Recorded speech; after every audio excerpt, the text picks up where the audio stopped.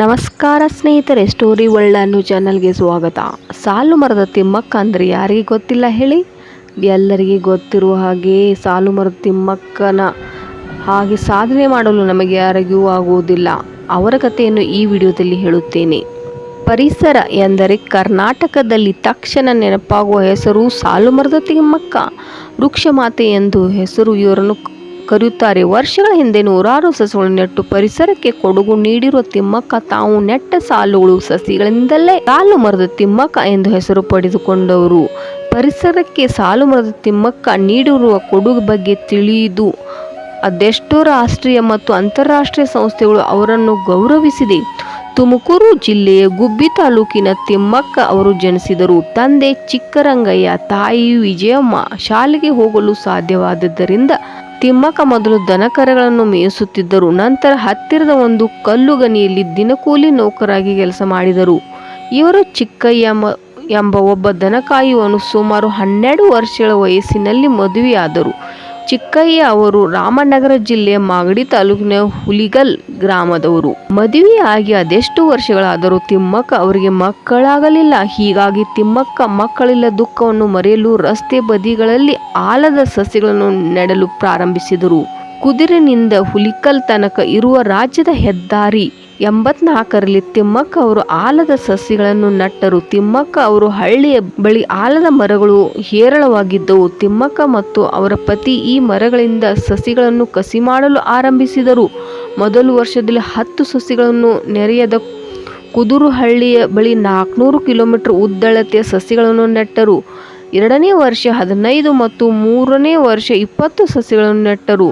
ತಿಮ್ಮಕ್ಕ ದಂಪತಿ ಈ ಸಸಿಗಳನ್ನು ನೆಡಲು ತಮ್ಮ ಅತ್ಯಲ್ಪ ಆದಾಯವನ್ನೇ ಬಳಸಿದರು. ಗಂಡ ಹೆಂಡತಿ ಇಬ್ಬರು ಸಸಿಗಳು ನೀರುಣಿಸಲು ಬಿಂದಿಗೆ ಕೊಳಗಳಲ್ಲಿ ಕಿಲೋಮೀಟರ್ ವರೆಗೆ ನೀರನ್ನು ಹೊತ್ತು ಕೊಂಡೊಯ್ಯುತ್ತಿದ್ದರು. ಸಸಿಗಳನ್ನು ಮೇವಿನ ಜಾನುವಾರುಗಳ ಕಾಟದಿಂದ ತಪ್ಪಿಸಲು ಅವುಗಳ ಸುತ್ತ ಮುಳ್ಳು ಪೊದೆಗಳನ್ನು ಹೊದಿಸಿದರು.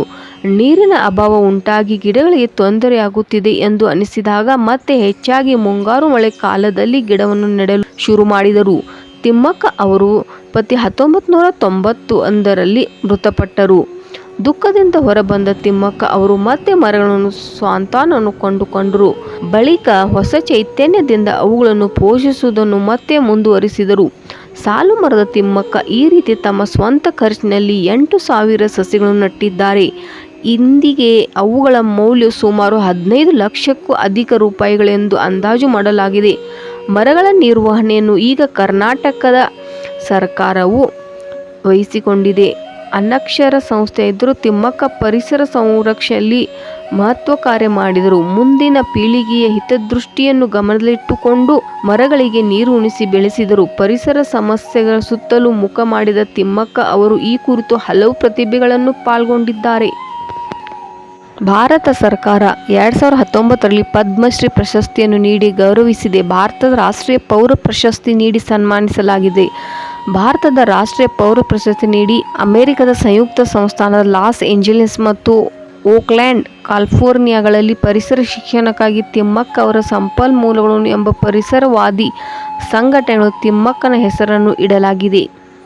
1995ರಲ್ಲಿ ರಾಷ್ಟ್ರೀಯ ಪೌರ ಪ್ರಶಸ್ತಿ, 1997ರಲ್ಲಿ ಇಂದಿರಾ ಪ್ರಿಯದರ್ಶಿನಿ ವೃಕ್ಷ ಮಿತ್ರ ಪ್ರಶಸ್ತಿ, 1997ರಲ್ಲಿ ವೀರಚಕ್ರ ಪ್ರಶಸ್ತಿ, ಮಹಿಳಾ ಮತ್ತು ಶಿಶು ಕಲ್ಯಾಣ ಇಲಾಖೆ ಕರ್ನಾಟಕ ಸರ್ಕಾರ ಇವರಿಂದ ಮಾನ್ಯತೆಯ ಪ್ರಮಾಣ ಪತ್ರ, ಭಾರತೀಯ ವೃಕ್ಷ ವಿಜ್ಞಾನಿ ಮತ್ತು ತಂತ್ರಜ್ಞಾನ ಸಂಸ್ಥೆ ಬೆಂಗಳೂರು ಇವರಿಂದ ಶಾಂಗ್ಲಿನ ಪ್ರಮಾಣ ಪತ್ರ ತಿಮ್ಮಕ್ಕ ಅವರಿಗೆ ನೀಡಲಾಗಿದೆ. ತಿಮ್ಮಕ್ಕ ಅವರಿಗೆ 110 ವರ್ಷವಾದರೂ ಇಂದಿಗೂ ತಮ್ಮ ಆರೋಗ್ಯ ಸಮಸ್ಯೆಗಳ ಬದಿಗೊತ್ತಿ ಕಾಲೇಜುಗಳು ಸೇರಿದಂತೆ ವಿವಿಧ ಕಾರ್ಯಕ್ರಮಗಳಲ್ಲಿ ಭಾಗಿಯಾಗುತ್ತಿದ್ದಾರೆ. ಈ ಕಾರ್ಯಕ್ರಮಗಳಲ್ಲಿ ಪರಿಸರ ಸಂರಕ್ಷಣೆ ಕುರಿತು ಸಂದೇಶವನ್ನು ನೀಡುತ್ತಿದ್ದಾರೆ. ಸಾಧನೆ ಮಾಡಲು ಯಾವುದೇ ಪದವಿ, ನೆರವು, ಅವಕಾಶಗಳು ಅಗತ್ಯವಿಲ್ಲ.